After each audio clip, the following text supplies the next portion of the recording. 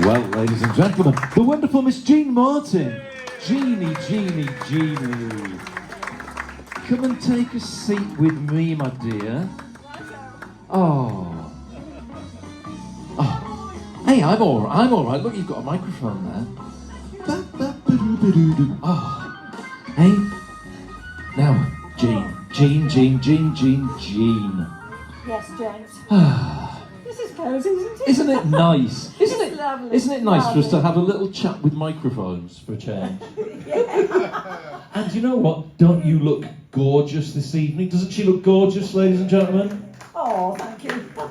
It's a charity shop. No, it's not. Like Liberace's sister. And you play so beautifully. You play so beautifully. Now, Jean, we've known each other for a very, very long time, haven't we? We were reminiscing last night, and over 30 years. Yes. Over 30 years, and we've played at many of the same events, and we've done duets and trios and all kinds of things. When did you start playing, Jean? When I was 3. In 1971. Oh, I wish. Yeah, I played nursery rhymes on my parents' piano, and I'd never even sort of seen this piano, but I went up to it and started playing. And when I was 5, they brought me a piano accordion, and our house was a 2 up, 2 down because we owned a general store. And my bedroom, I toddled along with this thing attached to me, playing Silent Night. And my mum and dad were absolutely amazed. And my uncle, who was choir master from Guildford Cathedral, said, "She's a gifted child with music in her veins. You must put her to a teacher." And that was what happened, and I was better than the teacher. She played a piece of music and I listened to it like a parrot. And when I got home, Mum said, "What are you playing?" And I said, "Well, this is my lesson," and I did it. And she said, "Well, what's that note on the music?" I said, "I haven't got a clue."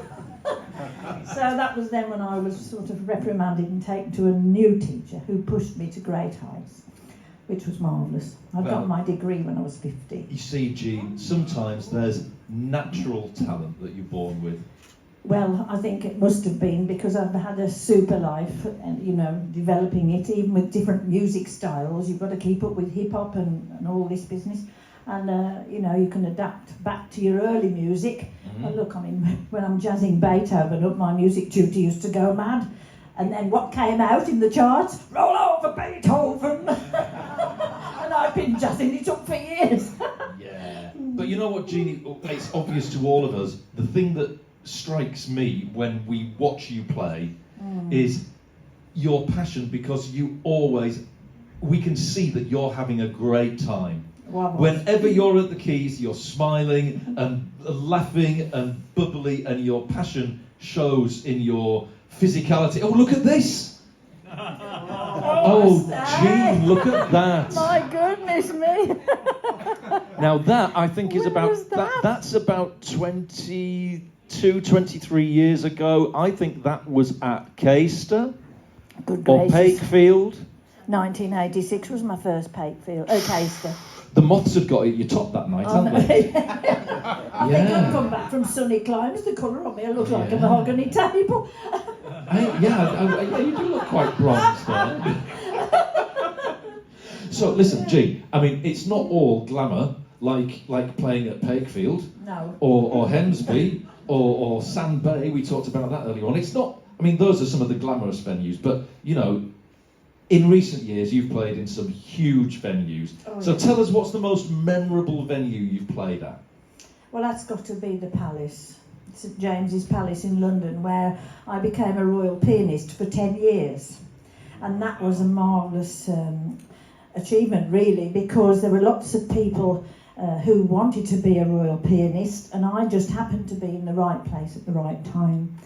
And every Christmas I used to go along and play for the veterans of all the wars, for the Not Forgotten Association, of which Princess Anne was the patron. And so I've met 10 of the royal family already, and they were always, every year, Jean, we're so pleased to see you here. And it was such a privilege. And guess what? they fetched in for me specially a Yamaha grand piano to play. They certainly did. Yeah, they did. They certainly did. And actually, what you didn't realise is I was behind the scenes dealing with all of that. Were you? Oh, yeah, well, James, and all the, and I think Darren might have delivered it. So there you go. You see, you never know. You never know. And you know, Wow.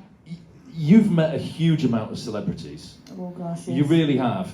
And you know, from the greatest known celebrities that we all heard of to rising stars before they were famous. Yeah. So come on, you can spill some beans now. Spill some beans. You know, I mean, I don't like to drop names. I was only saying that to Judi Dench the other day. But you must have some great stories. Oh, before we do that, look there. Oh, that's nice. Oh, do you remember where that was, Jean? Was it in my house? I don't know. No, it's not in. No, that's not in your house. That, if Brian's here from Musicland, that was the day that we opened the new Romford shop. Oh, when that lady won the piano. When the lady won the piano. I remember, yes. Yeah. Anyway, never mind about that. Tell us about some celebs. You want to know some celebrities? Well, the one that stands out most to me was Dame Vera Lynn. Oh. And I went to her birthday party, which was wonderful. But when I played for her at the Palace, she just said to me, Jean, she said, I'm so glad you're here. She said, can I have a photograph taken with you? And I felt embarrassed. I thought, well, I'd rather have a photograph taken with you, with the emphasis on her being the important person.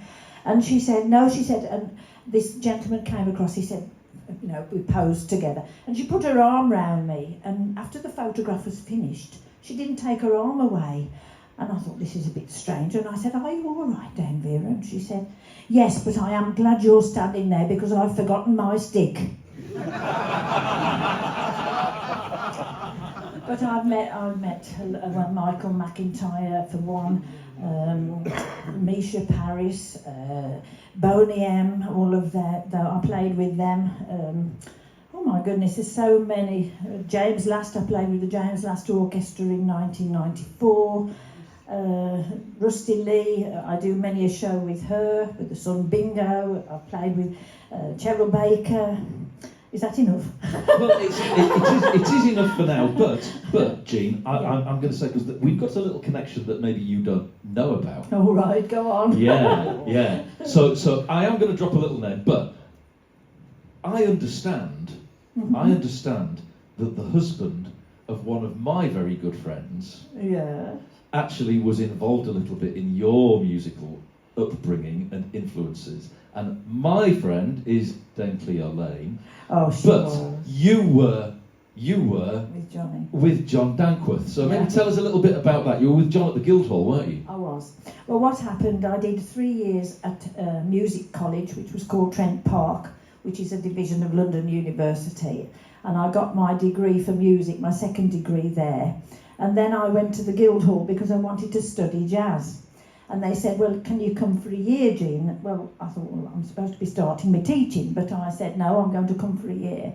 And I went for 6 months with Johnny, and after 6 months, I'd got my LGSM.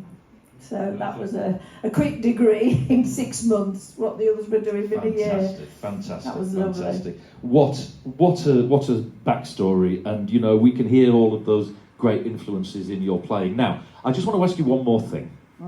One more thing.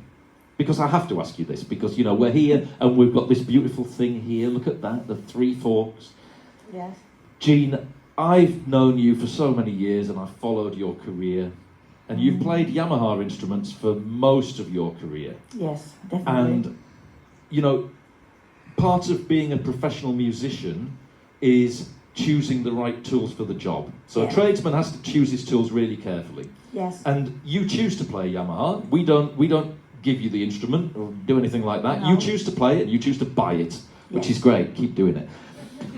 But you mean you're not going to give me that piano? why? That's what I want to ask you. Why do you choose Yamaha every time?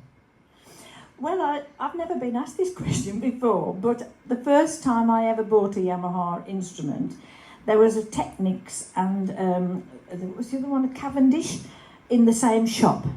And I hopped on each one, and the Yamaha got me with the strings. That was what sort of set me, because I like orchestral playing and I like big band playing. So it was either the brass or it was the strings that would be the deciding factor. And I've gone through 15 Yamaha organs in my lifetime, and I've now got, would you believe, 20 organs, ranging from the FX20 to an ELX1. I've had them all, and each one is a different character. But the EL900 was Richard called it Trigger.